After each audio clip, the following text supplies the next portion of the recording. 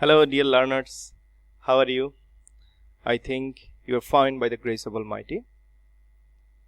Welcome in this third video on narration. Today, our topic is passage narration, direct speech to indirect speech. This is the third video on narration. In my first two videos, I discussed basic rules of narration, and today I'll discuss passage narration. So let's start. Passage narration, certain notes to be remembered. আমরা যখন passage narration করব তার আগেই আমাদের কিছু প্রস্তুতি নিতে হবে, আমাদের বিশেষ কিছু বিষয় লক্ষ্য রাখতে হবে। বিষয়গুলো কি আমি পড়ছি। First one, reading the whole question. আমরা প্যাসেজ ন্যারেশনের প্রশ্নটি আমরা শুরুতেই পুরো প্রশ্নটি পড়ে নিব। আমরা প্রথম লাইন পড়েই প্রথম লাইনের উত্তর লিখব না, তাহলে পুরো প্যাসেজটা আমাদেরকে পড়ে নিতে হবে। And then identifying reporting and reported clauses. আমরা জানি ডাইরেক্ট স্পিচের দুটি ক্লজ থাকে, একটি রিপোর্টিং ক্লজ, একটি রিপোর্টেড ক্লজ। রিপোর্টিং ক্লজ সাধারণত সেন্টেন্সের শুরুতে থাকে, কিন্তু কিছু কিছু সেন্টেন্সে রিপোর্টেড ক্লজও শুরুতে থাকতে পারে, রিপোর্টিং ক্লজটি পরে থাকতে পারে। এমনকি আমরা প্যাসেজ ন্যারেশনে কিছু সেন্টেন্স পাবো যেটার মধ্যে রিপোর্টিং ক্লজ নেই। এটার স্পিকার লিসেনারকে আমাদেরকে বুঝে নিতে হবে। সেজন্যই আমরা পুরো প্যাসেজটি পড়ে আমরা রিপোর্টিং ক্লজ, রিপোর্টেড ক্লজ এগুলোকে চিহ্নিত করব। Number 3, recognising speaker and listener. Indirect speech, প্রত্যেকটা সেন্টেন্সেরই একটি স্পিকার থাকবে, একটি লিসেনার থাকবে। কখনো এটা সুস্পষ্টভাবে দেয়া থাকবে, কখনো এটা স্পিকার থাকলে লিসেনার হয়তো থাকবে না, অথবা স্পিকার লিসেনার কোনো একটা রিপোর্টিং ক্লজই থাকবে না। সেই ক্ষেত্রে প্রত্যেকটি রিপোর্টেড স্পিচের স্পিকারকে, লিসেনারকে এটা চিনে নিতে হবে। Number 4, one or more speeches from same speaker. আমরা খেয়াল করব পরপর দুটি সেন্টেন্সের স্পিকার একই কিনা, সেই ক্ষেত্রে আমাদেরকে সেই অনুযায়ী উত্তর লিখতে হবে, অর্থাৎ সংযুক্ত করে আমাদেরকে উত্তর লিখতে হবে। Number 5, using reporting verb according to the sentence. অবশ্যই আমরা তাই করব, অর্থাৎ রিপোর্টিং ভার্ব সেন্টেন্স অনুযায়ী আমরা লিখব, পরিবর্তন করব। Number 6, if more speeches are told by same speaker, use added, also said, again told etcetera in case of assertive sentence. অর্থাৎ যখন পরপর দুটি বাক্য একই স্পিকার বলে থাকবে, সেই ক্ষেত্রে অ্যাসার্টিভ সেন্টেন্সের ক্ষেত্রে আমরা অ্যাডেড অথবা অলসো টোল্ড, অ্যাগেইন টোল্ড ইত্যাদি যুক্ত করব। এবং স্বাভাবিকভাবে ইন্টারোগেটিভ সেন্টেন্স হলে অ্যাগেইন আস্কড, অলসো আস্কড, এভাবে আমরা লিখতে থাকবো। সেন্টেন্স অনুযায়ী আমাদের এই রিপোর্টিং ভার্বগুলো পরিবর্তন হবে। Number 7, every reported sentence must have a finite verb, that is short sentences of direct speech should be in full form. কখনো কখনো আমরা ডাইরেক্ট স্পিচের প্যাসেজে কিছু কিছু সেন্টেন্স পাবো যেগুলোতে ফাইনিট ভার্ব থাকবে না, অথবা খুব সংক্ষেপে সেন্টেন্স দেয়া থাকবে। কিন্তু আমরা যখন এটা ইনডাইরেক্ট স্পিচে নিয়ে যাব, তখন আমাদেরকে সেন্টেন্সটি ফুল করে লিখতে হবে, অর্থাৎ আগের পরের সেন্টেন্সের অর্থ অনুযায়ী সেন্টেন্সটি পুরো লিখতে হবে। যেমন কেউ যদি প্রশ্ন করে what have you eaten, so আনসারে আরেকজন বলছে রাইস। তো রাইসটাকে আমরা একটা সেন্টেন্স হিসাবে ধরতে পারবো না, যখন ইনডাইরেক্ট স্পিচে যাবে তখন এই সেন্টেন্সটা হয়ে যাবে I have eaten rice. So I have eaten rice, এটাকে সেন্টেন্স ধরে আমাদেরকে ইনডাইরেক্ট স্পিচে নিয়ে যেতে হবে, অর্থাৎ শর্ট ফর্ম সেন্টেন্স যেগুলো থাকবে সেগুলোকে ফুল ফর্মে, অর্থাৎ উইথ ভার্ব আমাদেরকে লিখতে হবে। ওকে, এই ছিল আমাদের বিশেষ যে মনে রাখার বিষয়গুলো। তারপর আমরা দেখব বেসিক রুলসের কি কি বিশেষ নিয়মগুলো আমরা করব। Reporting verb change and conjunction, use of conjunction, reported subject object change, অথবা আমরা প্রোনাউন চেঞ্জ বলবো। তাহলে এই বিষয়গুলো বেসিক বিষয় আমাদেরকে জানতেই হবে। আমি এগুলো বেসিক রুলসে ডিসকাস করেছি, তারপরেও আবার একটু স্মরণ করিয়ে দেওয়ার জন্য বলছি। Reporting verbs are changed according to the sentence of the reported speech, অর্থাৎ রিপোর্টেড স্পিচের কোটেশনের ভিতরে যে সেন্টেন্স থাকবে সেই সেন্টেন্স অনুযায়ী আমাদেরকে রিপোর্টিং ভার্বটা লিখতে হবে। যেমন আমরা যদি অ্যাসার্টিভ সেন্টেন্স হয় রিপোর্টিং ভার্বটা, সেই ক্ষেত্রে আমরা লিখব টোল্ড অথবা সেইড। যদি ইন্টারোগেটিভ হয় আমরা লিখব আস্কড। যদি ইম্পারেটিভ হয় আমরা অর্ডার্ড বা প্রপোজড বা আরো ভার্ব আছে সেগুলো লিখব। তারপরে আমরা যদি অপটেটিভ হয় আমরা লিখব প্রেড অথবা উইশড। আমরা যদি এক্সক্লেমেটরি সেন্টেন্স হয় সেই ক্ষেত্রে আমরা লিখব এক্সক্লেইমড। কনজাংশন আমরা কিভাবে ব্যবহার করব? বেসিক্যালি এই কয়টি কনজাংশনই ব্যবহার হয়ে থাকে। অ্যাসার্টিভ হলে আমরা দ্যাট লিখব। আমরা যদি ইন্টারোগেটিভ হয় সেই ক্ষেত্রে ডব্লিউএস ওয়ার্ড অথবা আমরা ইফ লিখব। ডব্লিউএস ওয়ার্ড অর্থাৎ হু, হুইচ, হোয়েন, হায়ার, হাউ ইত্যাদি শব্দগুলো যদি ইন্টারোগেটিভ সেন্টেন্সের শুরুতে থাকে তাই বসবে অ্যাজ কনজাংশন, অথবা যদি ডব্লিউএস না থাকে সেই ক্ষেত্রে ইফ বসবে। তারপর আছে ইম্পারেটিভ সেন্টেন্স। ইম্পারেটিভ সেন্টেন্স যদি ভার্ব দিয়ে শুরু হয় সেই ক্ষেত্রে আমরা লিখব টু, তবে লেট দিয়ে শুরু হলে আমরা লিখব দ্যাট। অপটেটিভ এবং এক্সক্লেমেটরি সেন্টেন্সেও কনজাংশন হিসেবে ব্যবহৃত হয় দ্যাট। তারপর আমরা দেখব reporting subject and object change according to person. Person অনুযায়ী রিপোর্টিং সাবজেক্ট অবজেক্ট পরিবর্তন হয়। আমরা জানি persons are three kinds, they are first person, second person and third person। তো সেই ক্ষেত্রে আমরা একটি বক্স দেখি। ডাইরেক্ট স্পিচে যদি রিপোর্টেড সাবজেক্ট বা অবজেক্ট যদি আই অথবা উই অর্থাৎ ফার্স্ট পারসন হয় সেই ক্ষেত্রে সেটা স্পিকারকে বোঝাবে, অর্থাৎ রিপোর্টিং সাবজেক্টকে বোঝাবে এবং তার প্রোনাউন আমরা লিখব। যদি সেকেন্ড পারসন হয় অর্থাৎ ইউ যদি থাকে সেই ক্ষেত্রে আমরা বুঝবো যে এটা লিসেনারকে বোঝাচ্ছে, অর্থাৎ রিপোর্টিং অবজেক্টকে বোঝাচ্ছে, অর্থাৎ রিপোর্টিং অবজেক্ট বা লিসেনার হিসাবে যা থাকবে তার প্রোনাউন বসবে। এবং থার্ড পারসন যদি হয় সাবজেক্ট বা অবজেক্ট অথবা হি অথবা অন্য কোনো প্রোনাউন যদি থাকে বা কোনো নাউন যদি থাকে সেই ক্ষেত্রে ইনডাইরেক্ট গিয়ে সেটা কোনো পরিবর্তন হবে না। এরপর আমি ভার্ব চেঞ্জ সম্পর্কে, টেন্স চেঞ্জ সম্পর্কে বলবো। এটা খুবই গুরুত্বপূর্ণ। If the reporting verb is past indefinite, intermediate লেভেলে কখনোই প্রেজেন্ট ইনডিফিনিট দেওয়া হয় না, এটা পাস্ট ইনডিফিনিটেই থাকে। প্রেজেন্ট ইনডিফিনিট হলে ভার্ব পরিবর্তন হবে না, কিন্তু পাস্ট ইনডিফিনিট যদি হয় রিপোর্টিং ভার্ব সেই ক্ষেত্রে নিম্নোক্ত চার্ট অনুযায়ী পরিবর্তন হবে। প্রেজেন্ট সিম্পল যদি হয় অর্থাৎ এখানে যদি গো থাকে, এখানে লেখা হয়নি কিন্তু আমরা জানি যদি গো থাকে তাহলে ফার্স্ট সিম্পলে সেটা হয়ে যাবে ওয়েন্ট। প্রেজেন্ট কন্টিনিউয়াস যদি থাকে সেটা হয়ে যাবে পাস্ট কন্টিনিউয়াস, অর্থাৎ ইজ গোয়িং থাকলে হবে ওয়াজ গোয়িং। প্রেজেন্ট পারফেক্ট অর্থাৎ হ্যাভ গন বা হ্যাজ গন যদি থাকে তার পরিবর্তে হবে পাস্ট পারফেক্টে had gone. Present perfect continuous যদি থাকে অর্থাৎ হ্যাজ বিন গোয়িং যদি থাকে তাহলে পাস্ট পারফেক্ট কন্টিনিউয়াস অর্থাৎ হ্যাড বিন গোয়িং হবে। পাস্ট সিম্পল অর্থাৎ ওয়েন্ট যদি হয় তার পরিবর্তে পাস্ট পারফেক্ট হবে অর্থাৎ হ্যাড গন। পাস্ট কন্টিনিউয়াস অর্থাৎ ওয়াজ গোয়িং যদি থাকে তার পরিবর্তে পাস্ট পারফেক্ট কন্টিনিউয়াস অর্থাৎ হ্যাড বিন গোয়িং হবে। পাস্ট পারফেক্ট হ্যাড গন যদি থাকে তা পরিবর্তন হবে না, হ্যাড গনই থেকে যাবে পাস্ট পারফেক্টেই। এরপর past perfect continuous had been going থাকলে পাস্ট পারফেক্ট কন্টিনিউয়াস হবে, কোনো পরিবর্তন হবে না, হ্যাড বিন গোয়িং। ফিউচারে উইল শ্যাল থাকবে, তার পরিবর্তে উড বসবে এবং ক্যান থাকলে কুড বসবে।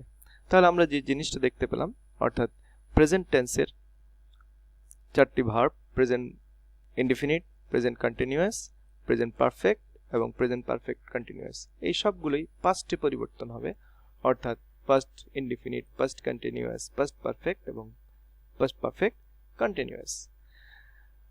পাস্ট সিম্পল অর্থাৎ পাস্ট ইনডিফিনিট এবং পাস্ট কন্টিনিউয়াস এই দুটি ভার্ব পরিবর্তন হবে, পাস্ট ইনডিফিনিট হয়ে যাবে পাস্ট পারফেক্ট, পাস্ট কন্টিনিউয়াস হয়ে যাবে পাস্ট পারফেক্ট কন্টিনিউয়াস।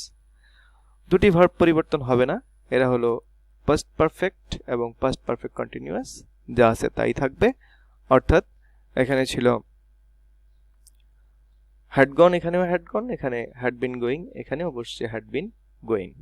আর ফিউচার এ তো অক্সিলারি ভার্ব যা থাকবে শ্যাল উইল, সেটা পরিবর্তন হয়ে উড বসবে। এখানে খেয়াল রাখতে হবে শ্যালের কথা, শ্যাল থাকলেও উড বসবে, ক্যান থাকলে কুড বসবে। তাহলে এই ছিল আমাদের বেসিক যে বিষয়গুলো। এখন আমরা সরাসরি পরিবর্তনে যাব।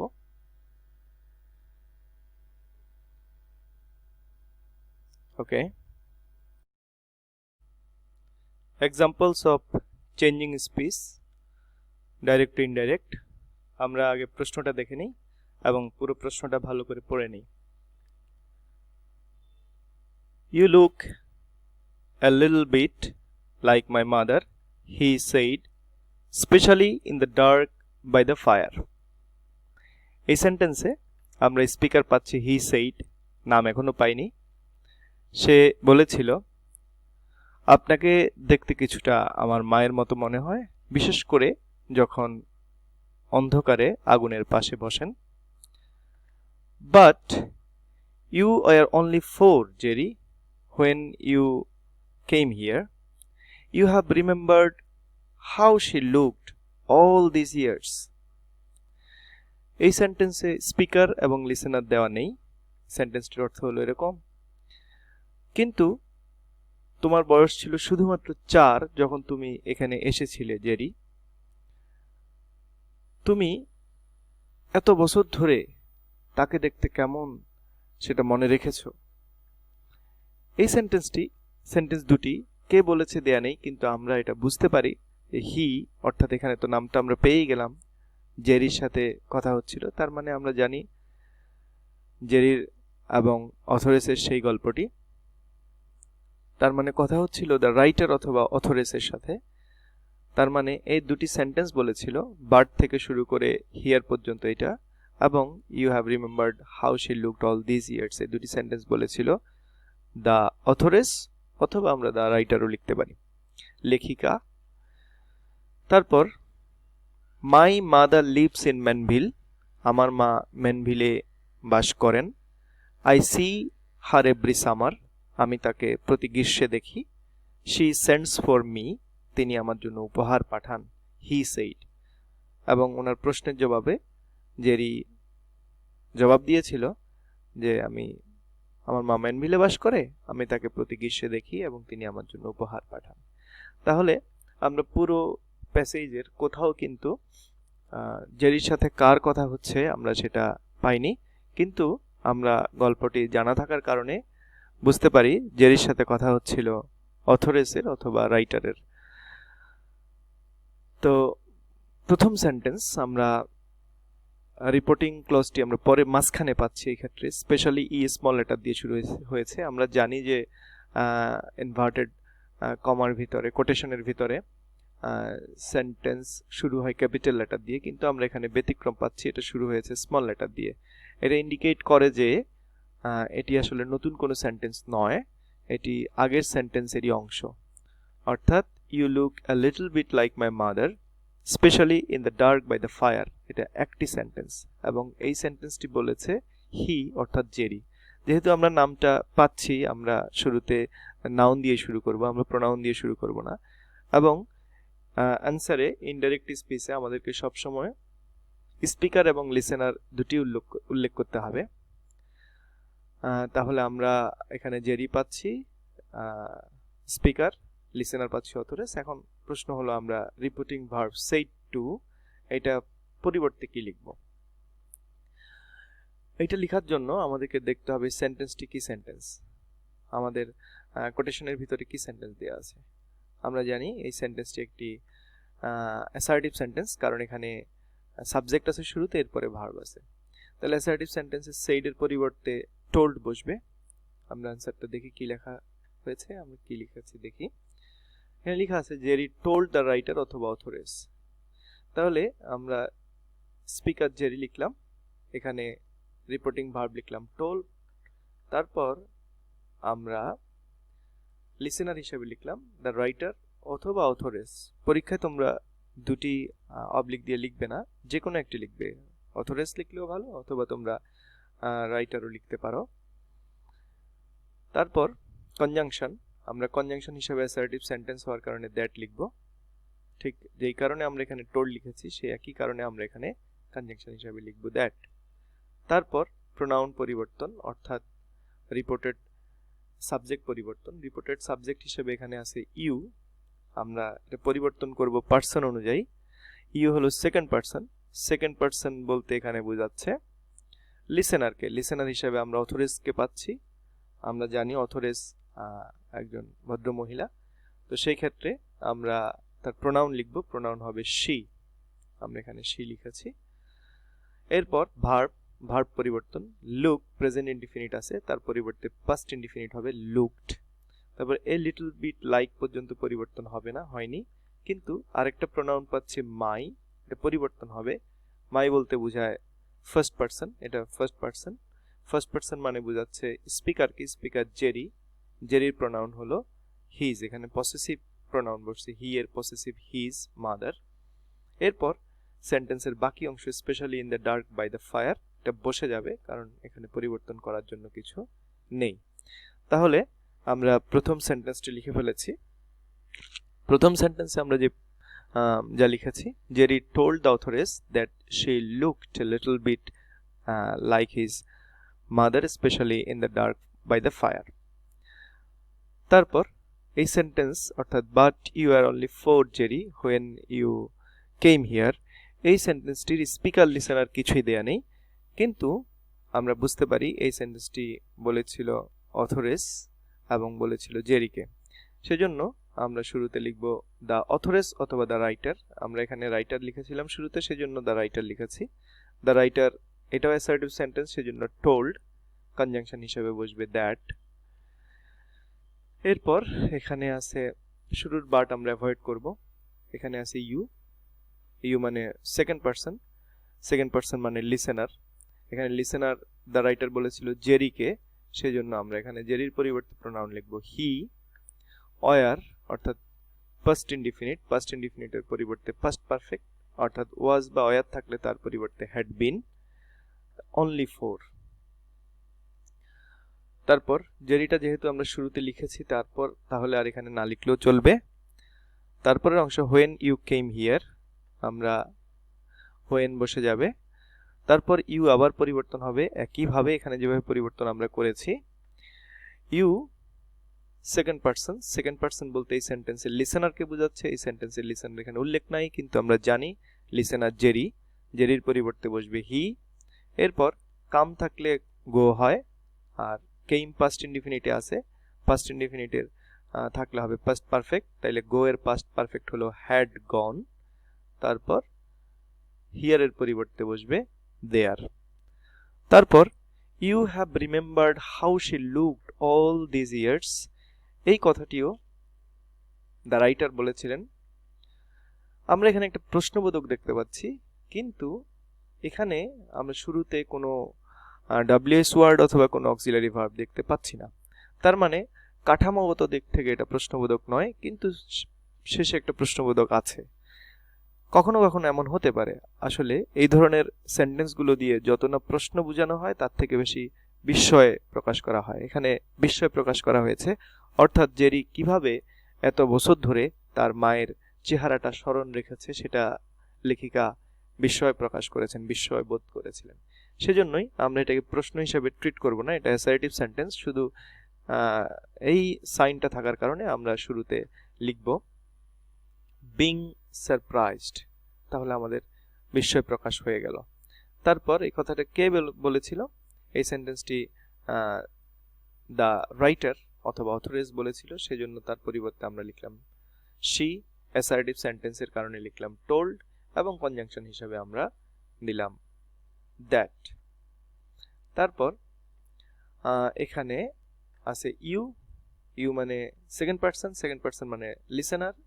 এই সেন্টেন্সের লিসেনার হলো জেরি, যেহেতু দ্য অথরেস বা দ্য রাইটার কথা বলছিলেন সেই কারণে জেরি, জেরির পরিবর্তে আমরা এখানে লিখব হি অ্যাজ প্রোনাউন।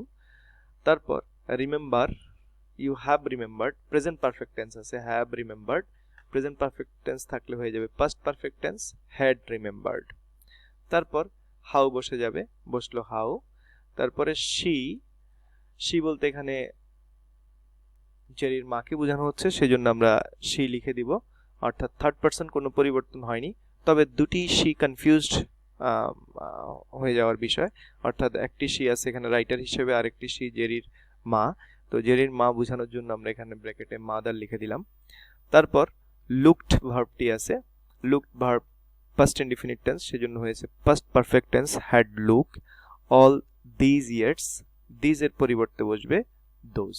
তাহলে আমাদের সেন্টেন্সটি দাঁড়ালো, being surprised she told that he had remembered how she had looked all those years. এরপরে মাই মাদার লিভস ইন ম্যানভিল, এই সেন্টেন্সটি অর্থাৎ পরপর তিনটি সেন্টেন্স এখানে বলেছে হি সেইড, হি বলতে এখানে জেরি বলেছে। আমরা যখন স্পিকার পরিবর্তন হয়ে যাবে, অর্থাৎ একজনের বাক স্পিচ আমরা পরিবর্তন করলাম, এরপর আরেকজনের করব, সেই ক্ষেত্রে প্রোনাউন না লিখে নাউন লেখাটাই গুরুত্বপূর্ণ, অর্থাৎ নাউন লেখাই উচিত। সেজন্য আমরা হি সেইড এই রিপোর্টিং ক্লজটি পরিবর্তন করব একটু, আমরা এখানে হি এর জায়গায় লিখব জেরি। তাহলে জেরি সেইডের পরিবর্তে টোল্ড, যেহেতু মাই মাদার লিভস ইন ম্যানভিল এটা অ্যাসার্টিভ সেন্টেন্স, অ্যাসার্টিভ সেন্টেন্স হওয়ার কারণে আমরা লিখব টোল্ড এবং দ্যাট। তারপর মাই মাদার, মাই পরিবর্তন হবে মাই ফার্স্ট পারসন, অর্থাৎ স্পিকারকে বোঝাচ্ছে, স্পিকার জেরি, জেরির প্রোনাউন হি, মাই এখানে পসেসিভে আছে, তাই আমরা লিখব হিজ, হি এর possessive his, his mother. Live এর পরিবর্তে লিভস এর প্রেজেন্ট ইনডিফিনিট, তার পরিবর্তে past indefinite lived in Manville.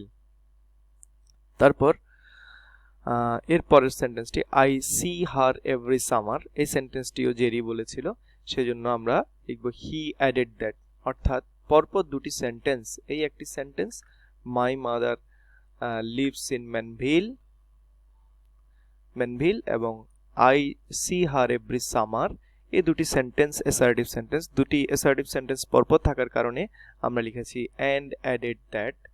এখানে আছে আই, আই বলতে স্পিকার, স্পিকার বলতে এখানে সেন্টেন্সটি বলেছিল জেরি, তা জেরির পরিবর্তে হি, সি এর পরিবর্তে পাস্ট ইনডিফিনিটে স, হার বলতে এখানে একইভাবে মাদারকে বোঝানো হচ্ছে, সেজন্য ব্র্যাকেটে এম দিলাম এভরি সামার।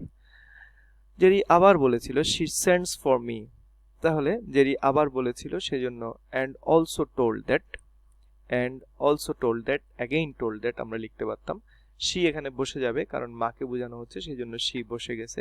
সেন্ডস এর পরিবর্তে বসবে sent, sends present indefinite tense, তার পরিবর্তে past indefinite sent for me, me পরিবর্তন হবে, মি পরিবর্তন হয়ে হবে হিম, কারণ মি মানে হলো এখানে জেরিকে বোঝানো হচ্ছে স্পিকার, তার পরিবর্তে জেরির পরিবর্তে হি, হি এর অবজেক্টিভ ফর্ম হিম, তাহলে উত্তর দাঁড়াচ্ছে and also told that she sent for him. তাহলে আমরা এই পুরো প্যাসেজটি অ্যান্সারটি আবার পড়ছি। Jerry told the writer that she looked a little bit like his mother, specially in the dark by the fire. The writer told that he had been only 4 when he had gone there. Being surprised, she told that he had remembered how she had looked all those years. Jerry told that his mother lived in Manville and added that he saw her every summer and also told that she sent for him. এখানে এই প্যাসেজটি করতে গিয়ে আমরা যে বিশেষ পরিবর্তনগুলো করেছি, first one, আমরা লুক প্রেজেন্ট ইনডিফিনিটের পরে পরিবর্তে লুকড লিখেছি, ওয়ার পাস্ট ইনডিফিনিটের পরিবর্তে হ্যাড বিন লিখেছি পাস্ট পারফেক্ট, কেম এর পরিবর্তে হ্যাড গন লিখেছি, আমরা কেম থাকলে গো ধরি, গো হবে, গো এর অর্থাৎ এখানে কেম পাস্ট ইনডিফিনিট থাকার কারণে গো এর পাস্ট পারফেক্ট হয়েছে হ্যাড গন। সি প্রেজেন্ট ইনডিফিনিটের পরিবর্তে স, এবং সেন্ড প্রেজেন্ট ইনডিফিনিটের পরিবর্তে বসেছে সেন্ড। এরপর আমরা যে ভার্বগুলো পরিবর্তন করেছি, রিপোর্টিং ভার্ব, সেইডের পরিবর্তে আমরা টোল্ড লিখেছি, অ্যাডেড লিখেছি, অলসো টোল্ড লিখেছি। তারপর আমরা দিজ এর পরিবর্তে লিখেছি দোজ এবং হিয়ার এর পরিবর্তে লিখেছি দেয়ার। তো একটি আবার কথা আমি আবার বলছি, এই সেন্টেন্সটিতে একটি প্রশ্নবোধক চিহ্ন থাকলেও এটাকে আমরা ইন্টারোগেটিভ সেন্টেন্স ধরিনি, এটাকে আমরা অ্যাসার্টিভ সেন্টেন্স ধরেছি কাঠামোর কারণে। You have remembered how she looked all this years, এই সেন্টেন্সটি আসলে কাঠামোগত দিক থেকে এটা অ্যাসার্টিভ সেন্টেন্স, তবে এই প্রশ্নবোধক দিয়ে বিস্ময় বোঝানোর কারণে আমরা এখানে বিং সারপ্রাইজড কথাটি যুক্ত করেছি। তাহলে এই ছিল প্যাসেজ নারেশন। আশা করি তোমরা বুঝতে পেরেছো। আর আরো প্র্যাকটিস করতে হবে, তোমাদেরকে আরো করতে হবে। আমি নিশ্চয়ই নেক্সট ভিডিওতে আরো প্যাসেজ নারেশন নিয়ে আসবো। Thank you very much, take care.